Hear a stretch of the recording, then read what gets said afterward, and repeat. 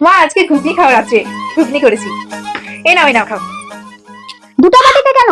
ওই যে একটা বাটিতে আমি বানিয়েছি আর একটা বাটিতে ছত্তি ভাই পাঠিয়েছে। ও আমার ছোট মেয়ে পাঠিয়েছে।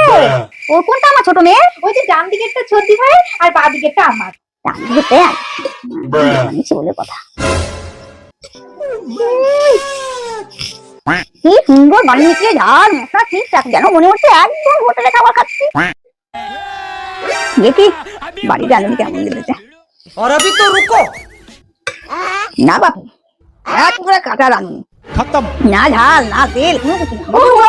মা আমি তো ডান আর বাতে ভুল করেছি, তুমি তো জানোই ডান বাতে আমার একটু ভুল হয়।